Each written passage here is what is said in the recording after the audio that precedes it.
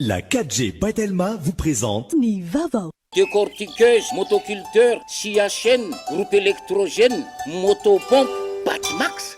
Ny kalitao amin'ny vidiny mirary. Ny batterie Large Star. Kalitao iraisam-pireneny amin'ny vidiny tena mirary. Large Star vous présente Ny vaovao. Vato malaza tegna tsara tsy alako. Presto. Vita malagasy. Presto. Mamam kokoa. Fitonjato ariary. Manolotra anao ny fampahalalam-baovao.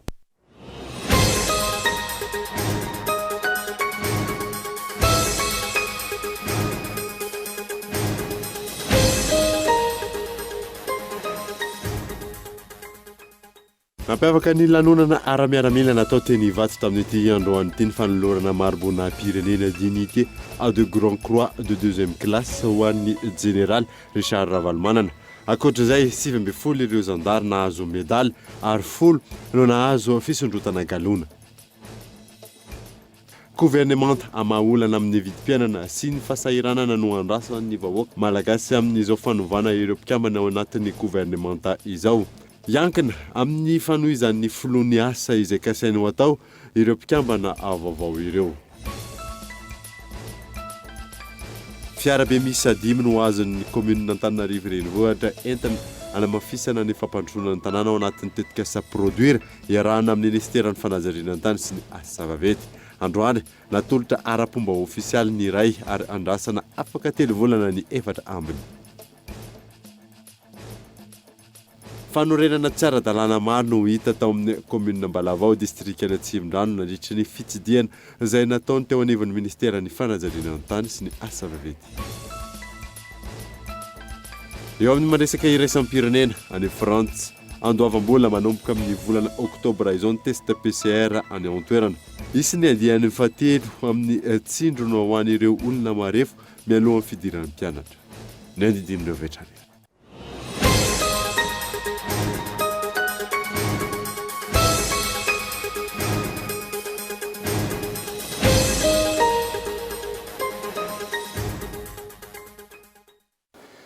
Finaritra tompoko lasy tompoko vavy fotoana vaovao eto amin'ny Kultivika Manasanary anaraka izany hatramin'ny farany.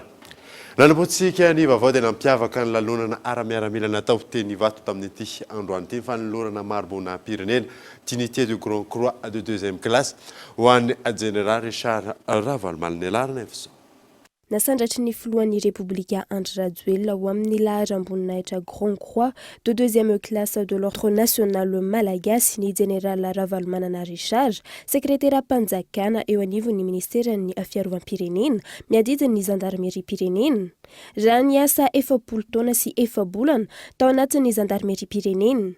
Teo ihany koa ny fametrahana galona nahazo fisondrotana laharam-boninahitra manokana sy fizarana ireo medaly zandarmerie pirenena sy taratasy mari-pakasitrahana. Famporisihana sy fanohanana azy ireo izay nanao ny asa ankitso-po ka nahazo vokatra tsara teo amin'ny lafin'ny fampandriampahalemana ny tany indrindra amin'ny ady amin'ny asan-dahalo ny antony nanomezana mari-pakasitrahana ireo zandary. Ka teny amin'ny CFS teny Ivato no natao ny lanonana ara-miaramila mifandray amin'izany.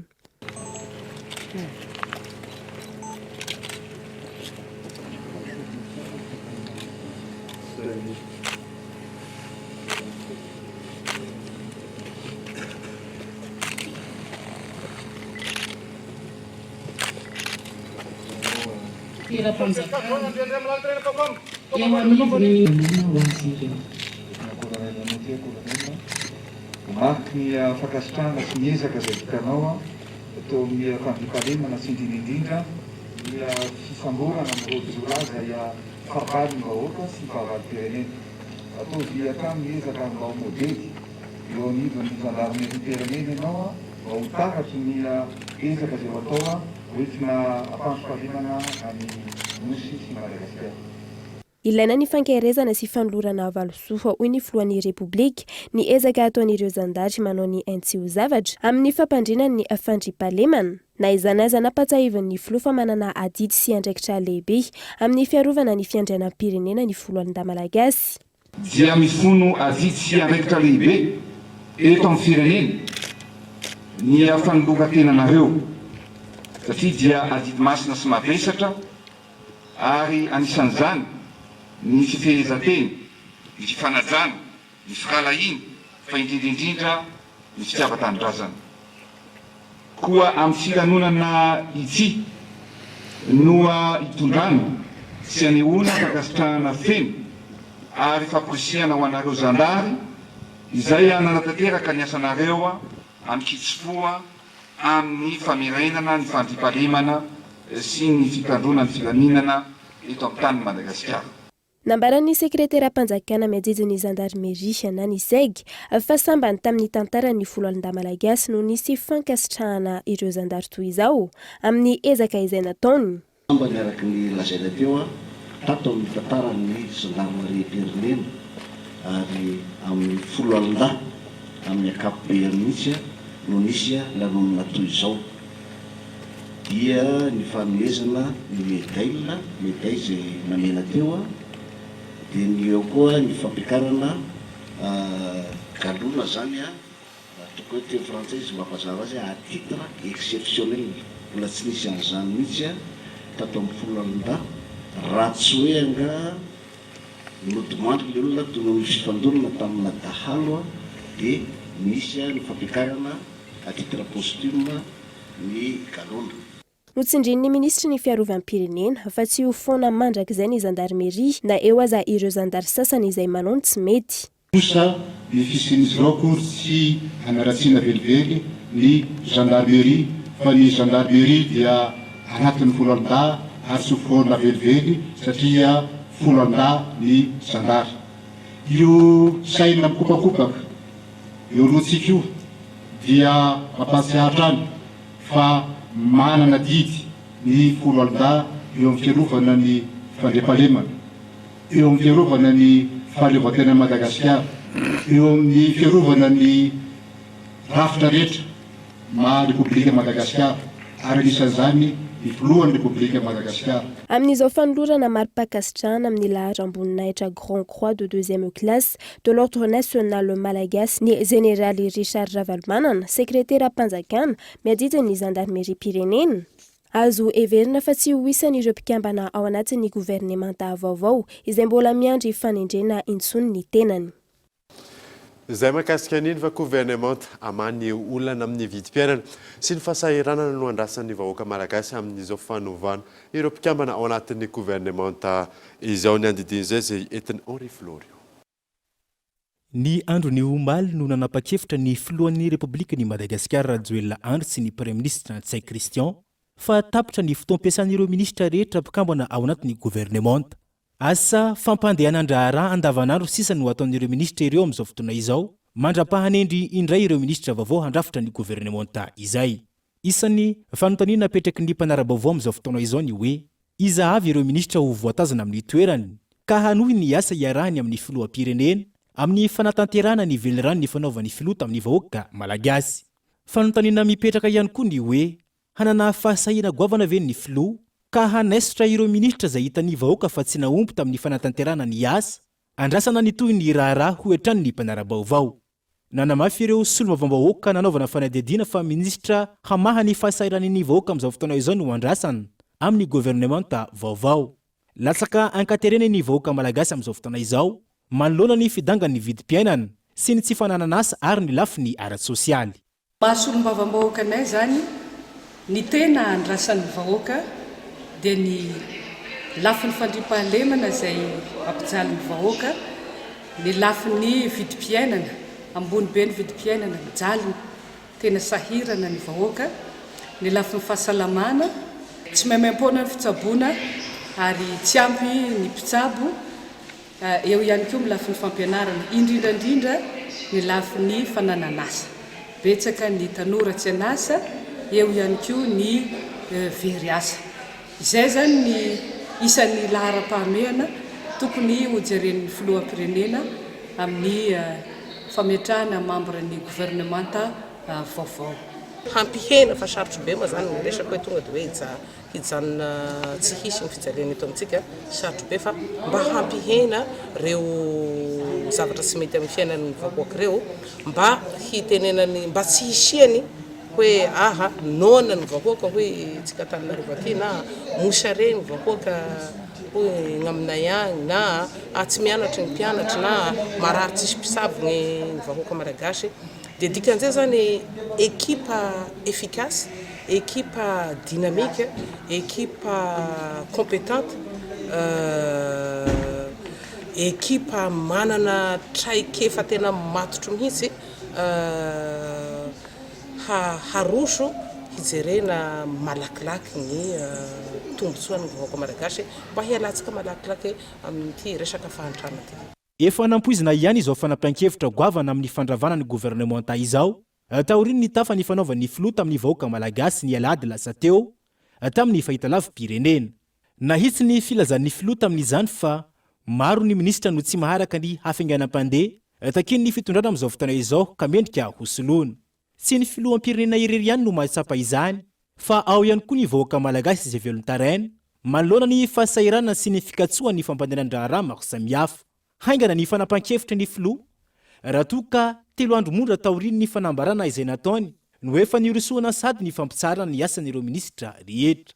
Ny fananganana gouvernementa izay toy ny fandrafetana ny ekipa-pirenena ka vonina hiaro ny voninahim-pirenena fa indrindra fa haneho fimbonana sy firindrana ao anatin'ny fitiavan-tanindrazana ka hiara iasa hanompo ny firenena sy ny vahoaka malagasy. Tena zava-dehibe dia zay ny fiombonany rehetra hoe ho amin'ny fampandrosoana ny firenena araka ny tena zavatra andrasany ny vahoaka sy ny firenena dia miara-miombona amin'izay. Zany ny tena zava-dehibe ka miasa arak'izay ka na roviny io na hoe izy io na iza fa miasa arak'izay ao anaty fahaizana, ao anaty fahalalana sy fitiavan-tanindrazana indrindra zay ny tena zava-dehibe amin'izany hoe mambona ny gouvernementa zany. Azo ambara araka izany fa ao anatin'ny fotoana fohy ho tafajoro indray ny gouvernementa vaovao. Ity farany izay heverin'ny mpandinika politika sy mpandinika fiarahamonina fa gouvernementa ho politika kokoa raha toa ka efa miomana amin'ny fifidianana ho an'ny taona 2024. Heverina araka izany fa mety ho maro ao anatin'ny gouvernementa ireo mpanao politika volomboasary izay hita fa nahazaka vahoaka toy ny olomboafidy ohatra. Hitsaran'ny vahoaka malagasy ny filoham-pirenena amin'ny taona 2024 araka izany, ireo ministra vaovao ho avy eo. Andrasan'ny mpanara-baovao fatratra araka izany, ireo ekipa vaovao handrafitra ny gouvernementa eo. Hitondra fahombiazana ve sa toy ny teo ihany. Io no fanontaniana ilambaliny avy amin'ny mpitondra fanjakana ankehitriny ary miantefa mivantana amin'ny filohan'ny Repoblikan'i Madagasikara Rajoelina Andry sy ny Prime Ministra Ntsay Christian. Mandray vahiny sampana fampahalalam-baovao amin'ity androany ity mianadahy zay mandray ny vahintsika miaraka miantarandrianay vao ny tenako amin'izany ary omeko azy avy hatrany ny fitenenana. Araka ny efa hitantsika moa nisy ny fanambarana izay navoaka teo anivon'ny fiadidinan'ny Repoblika iny mikasika ny resaka gouvernementa ohatrany ahoana ny ho anareo firaisamonim-pirenena ny fandraisana an'ireny. Faly miarabantsika rehetrarehetra aloha sy manatrika an'ity fandarana ity. Ny fandraisana an'ilay fandravanan'ilay gouvernementa aloha ny andeha toko hoe efa napoizina ihany zany satria efa niresaka an'izay ihany ny filohantsika fa ny hoe rafa tanteraka reo amin'ny gouvernementa ray manontolo no somary nahagaga ihany.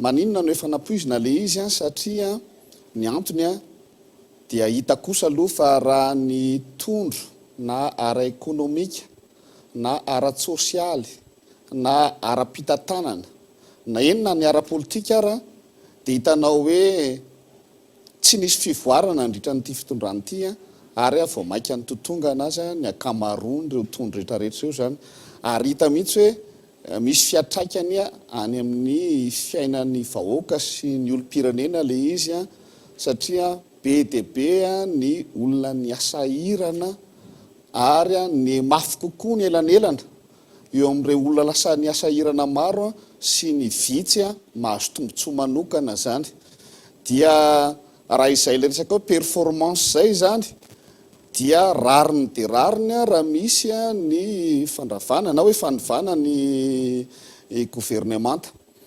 Ny somary nahagaga an'le hoe izy rehetrarehetra no niaraka nosoloina tao anatin'ny fotoana anankiray dia satria fantatritsika fa olom-boatendry ny ministra.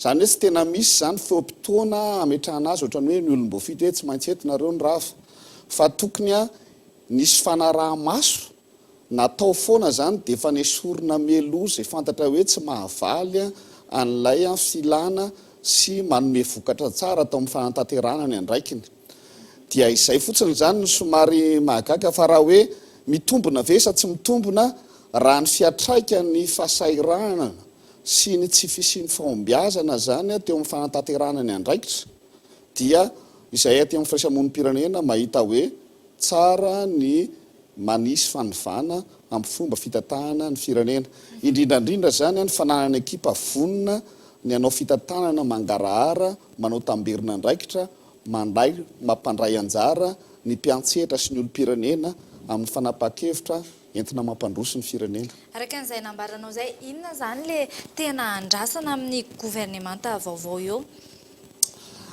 ny tena andrasana moa zany ny firaisamonim-pirenena mazava ho azy ny fiatraikany asa atao tsara eny amin'ny fiainany olo-pirenena sy ny vahoaka na andreny vohitra io na ambany vohitra amin'ny lafiny indrindrandrindra ny ara-tsosialy sy amin'ny lafiny ara-ekonomika zay misy ifandraisany amin'ny resaka asa sy ny sakafo ny fampianarana ny fahasalamana ny fahafahana miary ankalalahana ireny zany tena andrasan'ny vahoaka izay nefa tsy hotratra raha tsy mahana ekipa tena afaka miara-miasa tsara ary indrindra tokony mazava zany ny lalakale fantatritsika tsara fa am'izao fotoana zao nisy an'le plan émergence Madagascar mbola vakiraoka ny tranga tsy fantatra hoe aiza zany le tena lalana hitondrana sy tena hoaran'ireo na tondrozosa tena hoaran'ireo ministra reo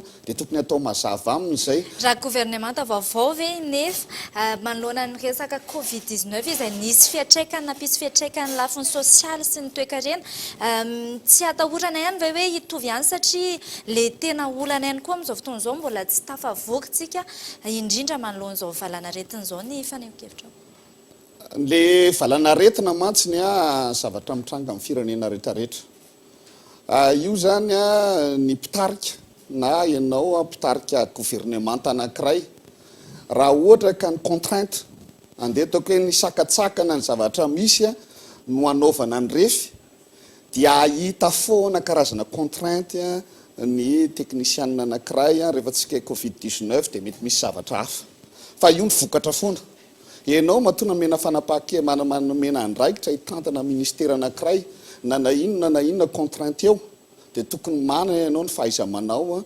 ametrahana n'lay performance mety mena kely le performance fatratrarana n'le vokatra fa tsy hoe tonga de hoe rava tanteraka zany de iny nitresahanao efa satria nisy covid-19 de tsy natateraka n'lay saika nitratrarina zany ka iny zany zava-misy iny ary tokony ho raisina fa tsy manakana mihitsy hoe tsy naomby ny fitondrana sy ny fanantanterahana ny andraikitra teo anivony ray fitondrana ary mendrika ny soloina mety tsy de misy lojikany loatra raha hoe ny ravaina tanteraka zany le ministera de aveo iverina daholo ny 7 isanjatony le mpitarika rehefa aveo de lasa tsy de misy lojikany loatra zany ty fanapaha-kevitra ty raha ny fijerinay firaisamonim-pirenena azy manokana fa tena tokony zay fantatra fa havita zavatra sy efa mba nisy kely na havita zavatra no sisa tazomina amin'ilay fomba fitatahana n'ilay firenena raha ohatra ka tena te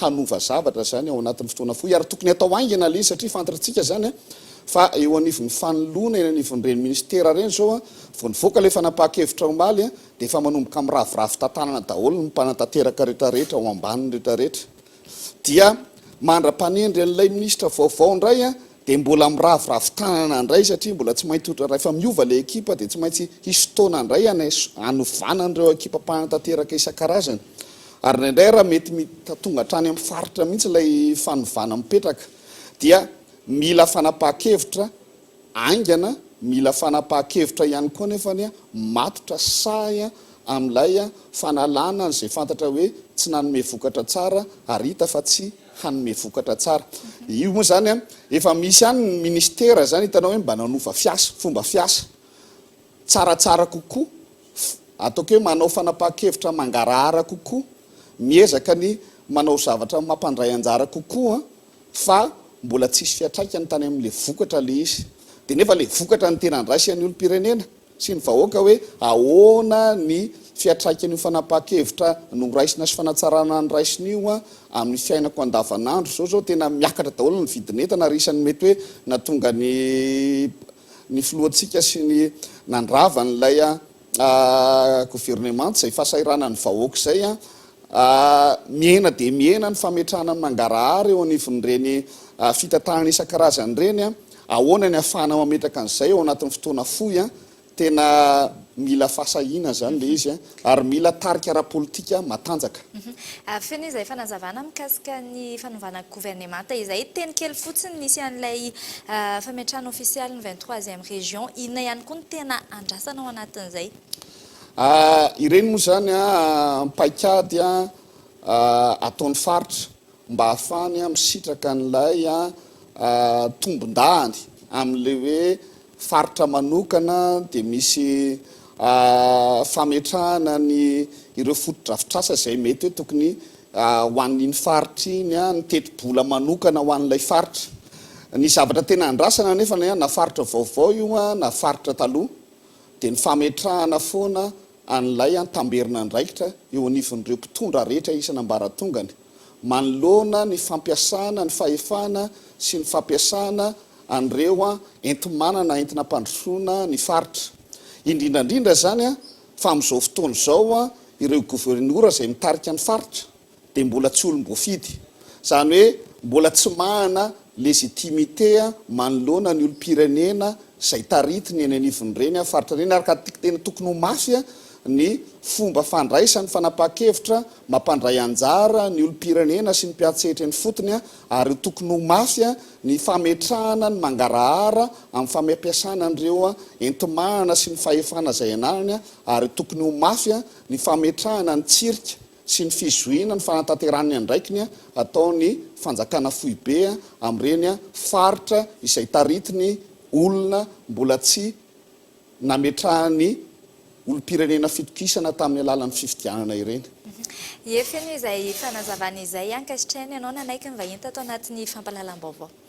Dia misaotra antsika ihany koa nanasa dia antenaina moa fa ny fandraisana anjara amin'ny takalo-kevitra ohatran'izao dia mba hoenoino ireo mpitantana sy mpitondra ahafahany manatsara ny fanapa-kevitra entina mampandroso ny firenena ao anatin'ny fotoana fohy satria izay ny tanjony firaisamon'ny pirenena ireo soso-kevitra dia mba ho ampiasaina entina mandeha amin'ny tsaratsara kokoa anyty firenentsika iaraha-manana Madagasikara ity misaotra tompoko. Nanozatsika ny vaovao kosa indray dia fiara be miisa 5 no azon'ny commune Antananarivo renivohitra entina nafisana ny fampandrosoana ny tanàna ao anatin'ny tetika asa produire iarahana ministeran'ny fanajariana an-tany sy ny asa vaventy androany no natolotra tara-pomba ofisialy iray ary andrasana afaka 3 volana ny 4 ambiny ivrichard. Roa lavitrisa sy 700 tapitrisa ariary izay ny tetibidin'ireo fiara be miisa 5 atolotra ny commune Antananarivo renivohitra anatin'ny tetika asa produire iarahana amin'ny ministeran'ny fanajariana an-tany sy ny asa vaventy ary vatsy amin'ny banky iraisam-pirenena vola. Anampibetsaka ny commune amin'ny fampandrosoana ny tanàna indrindra lafo ny fanadiovana anatin'izao ady amin'ny Covid-19 zao ny fiara be hoy ny fanazavana. Raha ny marina izy io dia entina anaovana an'izay asa rehetra iverin'ny tanàna Antananarivo fa ampandrosoana ny tanàna ary fantatsika tsara fa ny fitaovana ilaina foana. Ny banky iraisam-pirenena no namatsy vola ny tetikasa ary tao anatin'izany tetikasa zany dia nisy famatsimbola izay natokana indrindrindrindra mba anohanana ny commune indrindra amin'ny resaka urgence atsika manaka miatrika ny lay Covid ity amin'izao fotoana izao dia na ny fanadiovana na ny fitantanana rehetra mikasika an'izany zany dia nomena ny commune le. Ankoatra ny fampitaovana mivantana avy amin'ny tetika asa produire na ny projet de développement urbain intégré et de résilience de Grand Antananarivo nankasitraka ny tantsoroka ny entin'ny ministeran'ny fanajariana an-tany sy ny asa vaventy tamin'ny fanatontosana ny tetika asa maro natao teto anivon'ny commune Antananarivo renivohitra amin'ny ben'ny tanàna androany. Efa samy mahatsara tsika izao fa efa ny tsara fitantana ny SMA fa tsy vita ny SMA ireny fanadiovana asa mihoatra no ny fitaovana ny fako amin'ireny tapabaky ireny andravetravanitra mila asa anaty. Ny fanatsarana ny tanàna hitako eto ny talehan'ny asa vita aty aminay reny tovolony reny tena hoe asa kely fa asa maro ary mila fanampiana mihitsy izy ireo mitabitaka mihitsy izy ireo. Camion ray aloha ny azotsika izao isorana fa mbola misy anankiefatra hoavy any. Androany no tontosa teny anivony lapan'ny tanàna ny fanolorana ara-pomba ofisialy ny ray amin'ireo fiarabe izay narahana fifanaovantsy ny mpiara-miasa teo amin'ny ministera ny fanajariana ny tany sy ny asa vaventy ary mibeny tanàna na Antananarivo. Andrasana ny volana Novambra ny fanolorana ny 4 ambony rano fanazavana hatrany. Manoloana ny fahaverezan'ilay conteneur izay nahitana fanafody maro nilaza ny syndicat ny pharmacie malagasy androany fa tokony andraisana fepetra entitra ary foanana ny fanaovana varomaizana fanafody eto amintsika gaeto Andriatsilava. Manoloana ny fahaverezan'ilay fanafody tanaty conteneur nanao ny heviny ny filohan'ny syndicat ny pharmacie malagasy androany ary nilaza fa fantiantoka lehibe ho an'ny tomponentana ny tranga tahaka izany. Zava-doza ihany koa ny fahaverezana fanafody no izy miatra amanaina ka mila mahafantatra ny mombamomba azy rehetra mialohany ny ampiasana azy. Ny rehefa very zany ny fanafody ohatra ny hoe nisy basy na nisy bala very satria reny zavatra reny rehefa tsy ampiasan-tanan'ny olona mahay mampiasa azy dia mitarika loza zany mety hitarika fahafatesana satria le fanafody mandehandeha any tsy hay ampiasaina amin'inona amin'ny fomba ahoana izy ny ampiasa azy ahoana ny fomba hitahirizana azy. Zay zany ny tena olana lehibe indrindra amin'ny resaka fahaverezana fanafody io. Ankoatra ireo fantiantoka ho an'ny fahasalamam-bahoaka ihany koa ny fahaverezana fanafody no izy anaraka ny lalan'ny varomaizina, izany hoe tsy anaraka ny mpampiasa fanafody manara-dalàna toy ny hôpitaly sy ny farmasia. Araka izany nilaza ny ao anivon'ny syndicat fa tokony hofoanana tanteraka ny varomaizina amin'ny resaka fanafody eto Madagasikara. Io tsy miafina, fantatsika rehetra, tsy mila ny miteny intsony. Fantatra hoe aiza toerana misy azy, fantatra hoe iza manao azy. Tsy mila ny farmasianina hiteny zay tsy afaka hitsangana isambotr'olona tsy anatin'ny fahafahifan'ny farmasianina zany. Fa efa misy olona napetraka ny fitondram-panjakana no an'izay asa zay rehefa mandika lalàna tompoko dia sambory mazava be ngaban'izay. Rehefa tokony tsy varotra zavatra tsy tokony amidy tsy alalany tsy ananany alalany mivarotra azy dia sambory ihany izy dia getsao ny entana. Zany avana efa voasoratra anaty lalàna fa isika mihitsy zany no aleo tsorina ny resaka miaotraotra rehefa ampiatra ny lalàna. Dia ny vokatra izay zavatra zay ny fahasalaman'ny vahoaka mihitsy zany no simbatina tsy kilikily amin'ilay tsy fandraisana andraikitra zay. Hatreto aloha raha ny loharanom-baovao azo mbola mitoy ny fanadihadiana mahakasika io fahaverezan'ny fanafody io.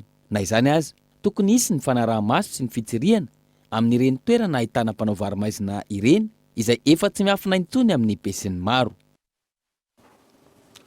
Ho fampiroboroboana ny sehatra ny famokarana ronono sy fiompiana ombivavy be mirono eto Madagasikara dia nankatoavan'ny filan-kevitry minisitra Omaly ny fanomezana tsenam-barotra andiany voalohanao ny Flora. Isan'ny teboka ny votra ny adritra ny filan-kevitry ny minisitra Omaly teny amin'ny lampam-panjakana Iavoloha ny fankatoavana ny fanomezana ny tsenam-barotra andiany voalohany fanafarana ombivavy be ronono Race Normande sy Montbéliard miisa 520 ho an'ny orinasa Union Coop Export Commerce Animaux Montebe izay société coopérative agricole ny Rolansa Frantsa. Tsenam-barotra na marché de gré à gré tapaka tamin'ny filan-kevitry ny minisitra ny alarobia faha-efatra ny volana aogositra lasa teo. Ilay orinasa voalohany izay nitombanana ho nahafeny ny fepetra tamin'ny herinandro lasa teo mantsy rehefa nataony fanadihadiana farany dia tsy nahafeny tanteraka ireo fepetra rehetra notakitsika malagasy. Fampiroboroboana ny sehatra ny famokarana ronono sy ny fiompiana ombivavy be ronono ny tanjona amin'izany ka ireo ombivavy be ronono ireo izay ho tonga amin'ny alalan'ny fitaterana entana anabagabaka na cargo. Ny mahepa sy ny fiariana no niarany tsirika ireo orinasa mpamatotra ombivavy be ronono ireo. Ankoatra io noraisina ihany koa ny didim-panjakana mikasika ny inscription au tableau d'avancement, promotion et nomination des officiers de carrière de la gendarmerie nationale à titre exceptionnel ho famporisihana ireo zandary amperinasa ao anatin'ny fanatanteran'izy ireo ny asany indrindra mandritra ireo asa sarotra sy miantra manaina. tontolon'ny covid-19 kosa indray dia niantotanisa dia araka ny tatitra nivoaka tamin'ny ity androany ity mahakasika an'izay fivoarany valinaretina izay eto Madagasikara dia miampy ray indray ireo namony aina eto amin'ny atsika raha toka efatra no tranga vaovao 5 ny sitrana soamantsara 20 kosa no mbola ao anatin'ny forum grave taka mazatra anaraka doka fatra antsika melona idirantsika amin'ny tapany faharoan'ny vaovao rehefa avy ary.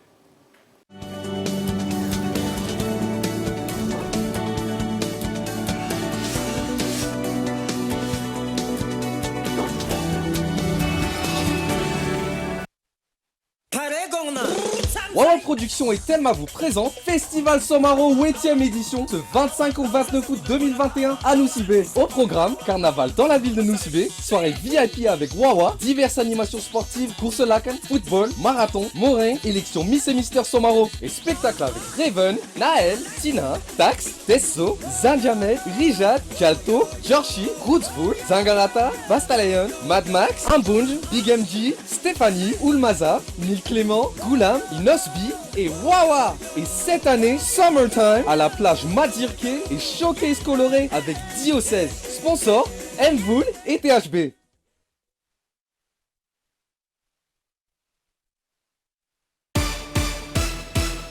Maman Lisa, c'est l'heure. Maman Lisa, merci Maman Lisa. Resto, misota na watan Maman Lisa fatenga tsara. Resto, tangatin tongu maro chinamita kaza. Resto, naezana wezana waliano misakafu. Resto, maneran Madagaskara matukiazi. Resto, tambula zaza. Resto, na naola supu. Resto, na samu tanura. Resto, ula makafi. Resto, chifit saranga nulu na zaza na ulbe. Resto, ato vivilu mazala imusara loko misi. Resto, mutiako, tiano, uatika. Resto, batu malaza tenga tsara tia lako. Resto, vita malagas. Resto, Maman Kukua. Fitinzoto ariari. Toujours plus de foot ensemble.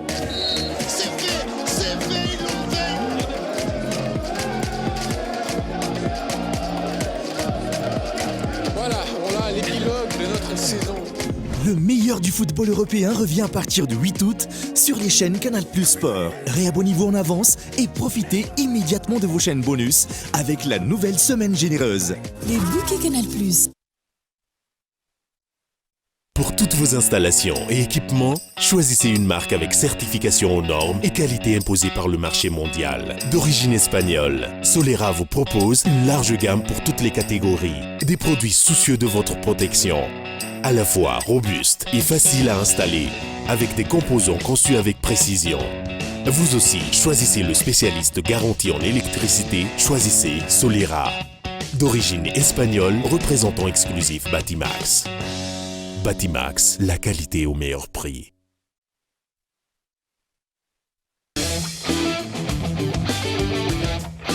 Ni batterie Large Star. Batterie ty mila entretien, misy alliage plomb calcium ahafahana mametra ny fampiasana rano ho vity. Large Star manana fitehirizana sy rafi-pamokarana avo lenta ka kely foana ny herilany ary maharitra hatramin'ny avo 10 eny ny batterie Large Star. Kalitao iraisam-pireneny amin'ny vidiny tena mirary. Large Star.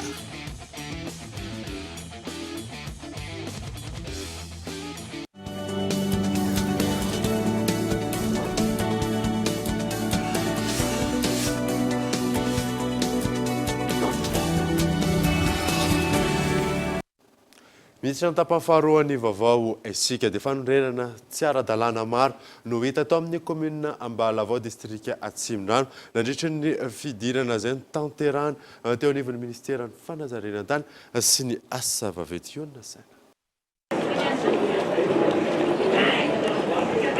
Tahaka izao ny zava-misy tao amin'ny commune Ambalavao district Atsimondrano, trano miorina ao ambany ny tetezana ary ampototry ny renirano, notazany ireo tompon'andraikitra ny fandimby hatr'izay.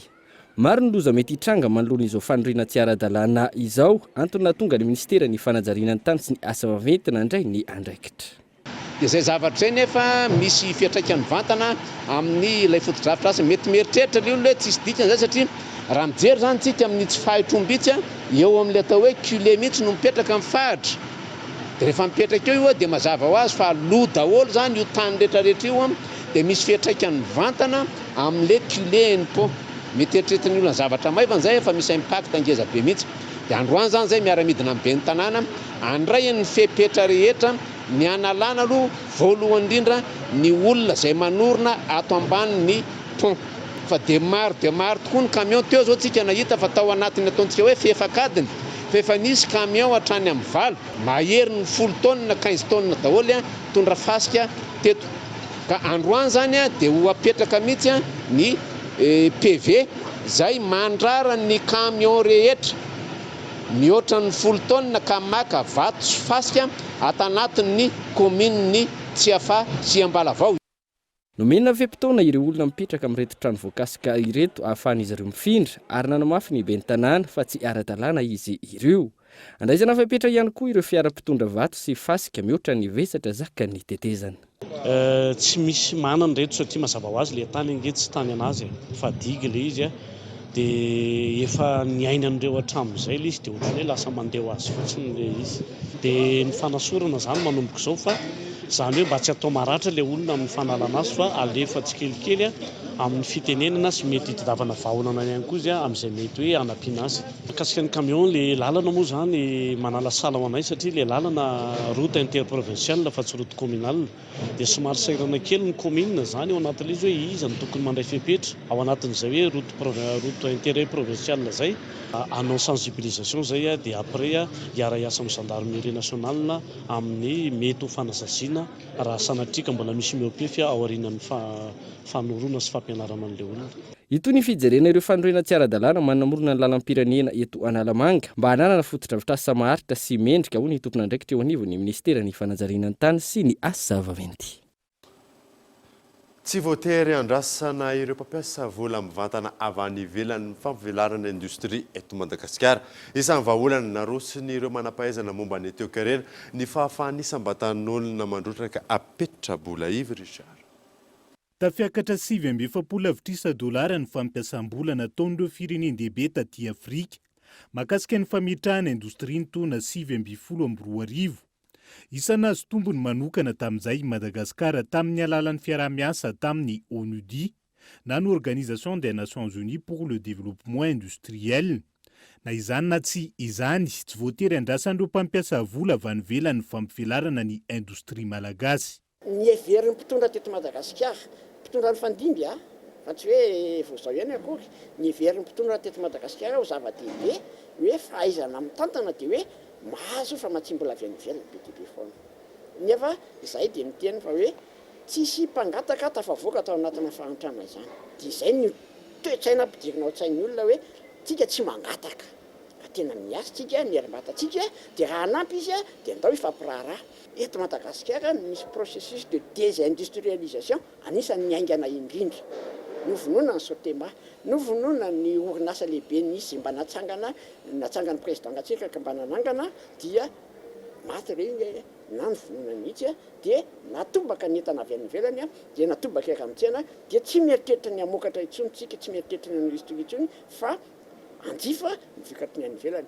Mifanindran-dalana amin'ny fomba fijery ny fitondram-panjakana amin'ny fametrahana ny ODOF, ametrahana indostria iray isaky ny distrika. Tafiditra anatin'ny vahaolana naroson'ireo manampahaizana momba ny toe-karena sy ny maro hafa, mivondrona anatin'ny vovonana iray ny fahafahany isam-batan'olona mandrotraka petra-bola araka ny fahafahany eny anivon'ireo orinasa madinika maro, indrindra ny vao atsangana. Ariva iray dia afaka mita aksionaire amina orinasa madinika maromaro ianao.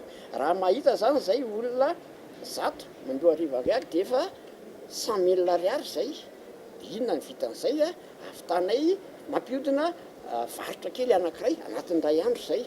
Ka raha isan-kerinandro ilay olona mandrotsaka action ariva ariary dia ataovy kajikajy arakaraka ny habetsahan'ny olona ao anatiny. Zay zany hoe fitaovana entiny madinika miatrika an'ireo mpampiasa vola ngezabe.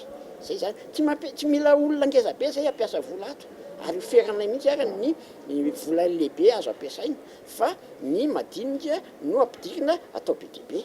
Dia rehefa madinika dia iny araka ny fantatsika rehetra rehefa volanao no miasa dia maharisika kokoa ianao. Na izany na tsy izany, mbola tary Madagasikara raha ny fampivoarana ny indostria kapobeny. Isan'ny avokavoky ny toe-karena sy ny fampandrosoana ny firenena ankilan'izay. Isany azo atao ihany koa arak'izany mampiroborobo ny sy ampiariana amin'ny alalan'ny fampivelarana ny indostria mikajy ny tontolo iainana. Isian'ny fampandrosoana lovenjafy raha ny fanazavana hatrany. Tontolon'ny fampianarana kosa indray dia farana androany fanadinana baccalauréat ho an'sikajy ACD manerana nosy ny taranja matematika sy fizika amin'ny ankabeny no nanao sarotra ireo mpiadana raha fanadadinana atao Abraham Randriamanana.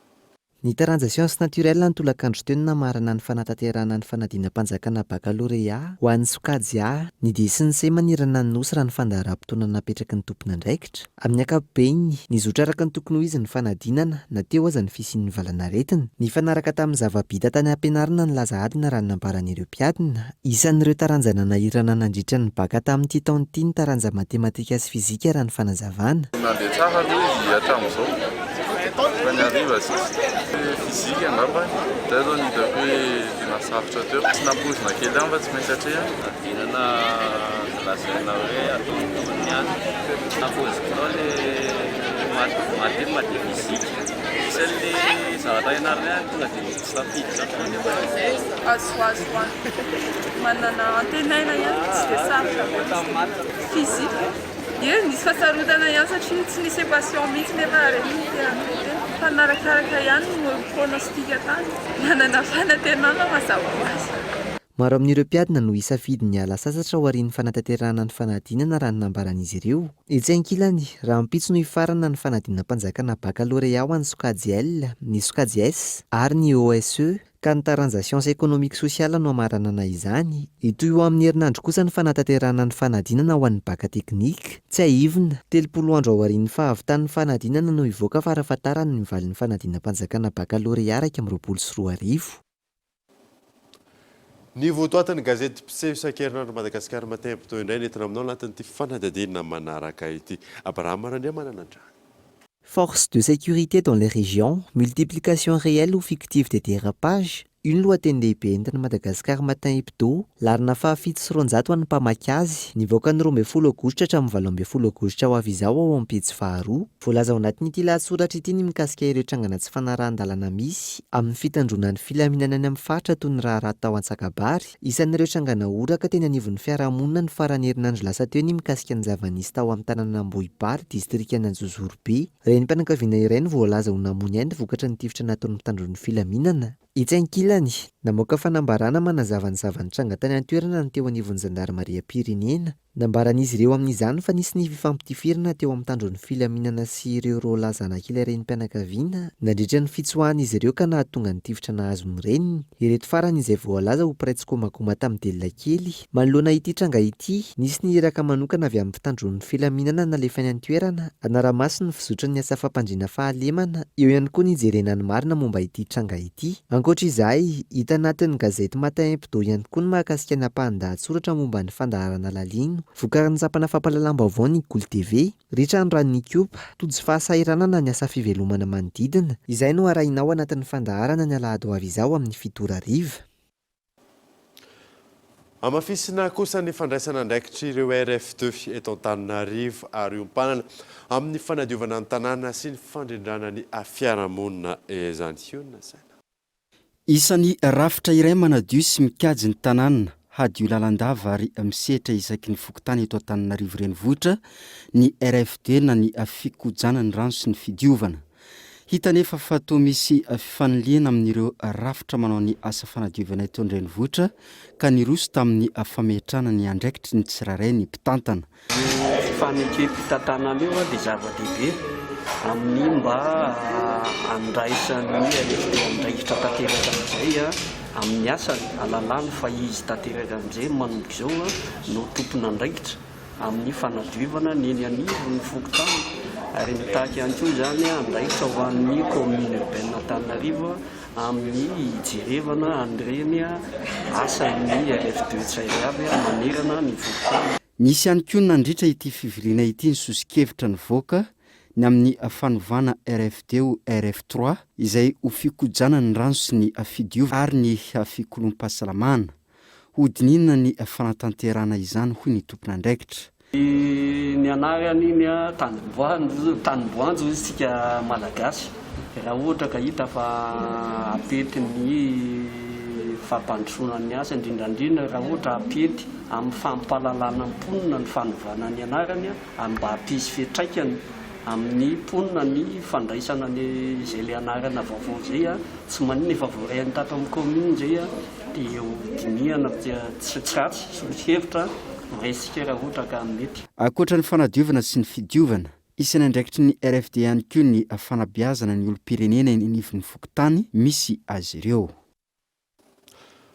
Alohan'ny vaovao iraisam-pirenena dia nodimandry teo amin'ny 15 taona ny colonel Koutity omaly alarobia ny tena izay nidosany fahafatesana izay raha toa ka nanaraka fitsaboana tao amin'ny hôpitaly miaramila Antsiranana. Nambinana Velorson. Nodimandry ny arivany alarobia faraka 20 volana aogositra tao Antsiranana teo amin'ny 15 taona ny colonel Koutity rehefa notsaboana tao amin'ny hôpitaly miaramila Antsiranana. Raha ny loharanom-baovao dia nisy rahamandry tsy nety afaka tao aminy vokatry ny daroka nahazo azy nandritra ny fisamborany zanadambo ny taona 2 ka iny no niombo no ny tatioriana ka nitarika ny fahafatesany teo amin'ny 15 taonany izao. Komandy tao amin'ny 2e régiment des forces d'intervention RFI tao Antsiranana i colonel Koutity tamin'ny fitondrany amiral Didera Tsiraka. Nisy ny fifandonana andiana miaramila ny Tariny sy ny zanadambo nanao fampandriantany ary isan'ny voamafy tamin'izany tao Ambilmangotra nokaroina natao azalamo i colonel Koutity ka voasambotra ary nigadra tao tsy afa nandritra ny 7 taona. Ny taona 20 ny voany tao niaraka tamin'ireo gadra politika maro rehefa niongana ny fitondrana Ravalomanana. Ny tolakandro teo moa no nasitrika ny nofo mangatsika ny ity mahery fony firenena ity tao an-tampon-tanàna ny Antsiranana. Ny Kolo TV FM dia mirary fiononana feno ho an'ny fianakaviana fa eo amin'ny maresaka iraisam-pirenena any Frantsa dia andoavam-bola manomboka amin'ny volana Oktobra izao ny test PCR any an-toerana fanadina. Tafiakatra 3 alina ny tranga vaovao ny olona voamarina mitondra ny vanaretina Covid-19 any Frantsa tato anatiny 420 ora. Manoloan'io nanamafy ny fampiatra raisina ny fanjakana ny antoerana. Isany amin'izany ny fandoavam-bola ho an'ireo izay hanao ny test PCR manomboka ny volana Oktobra izao. Anton'izany raha nambarana mpitondra tenin'ny gouvernemanta ny famerana ny fivezivezen'ny olona eny anivon'ny hôpitaly anehoana amin'ny olona fa ny fanaovana vaksiny ihany no ahafahana miaro tena amin'ity valaretina ity fa tsy ny fanaovana fitiliana matetika. Ankoatra io, isan'ny fampiatrany raisina ihany koa ny firosoana amin'ny fanaovana vaksiny andiany fahatelo ho an'ireo olona marefo sy ireo mihoatra ny 20 taona amin'ny volana ho avy io ahafahana manamafy ny fiarovan-tena ho azy ireo. Manoloana izao firongatry ny valaretina izao hatrany misy amin'ny toeram-pivarotana ny antoerana no mitaky ny passe sanitaire eo ampidirana. Anton'izay anomezana antoka ireo mpanjifa ao anatiny raha nambarany tompon'andraikitra. Any Guadeloupe amafisana ny fiboona anapahana ny roa mpifindran'ny aretina naroso amin'ny fitora ariva ny couvre-feu hatramin'ny 10 ora maraina. Tsy maintsy manana antony mazava ny mponina izay mandeha 10 km miala amin'ny trano fonenany. Voatokana ho an'ireo mpanao fanatanjahantena ihany sisa ny morontsiraka ny antoerana ary mikatona isaka ny faran'ny herinandro.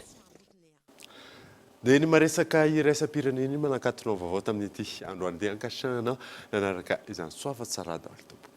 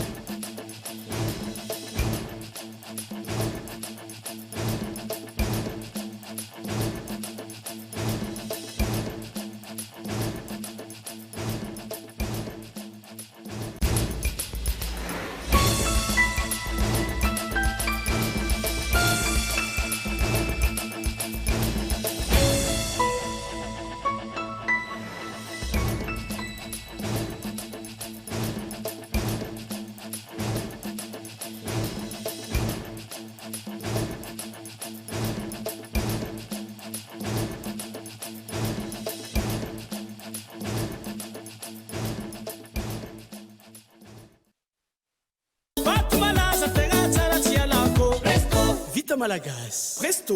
Maman Koukoua. Fiton-jato ariary. Vous a présenté Ni Vavao. Ni batterie Large Star.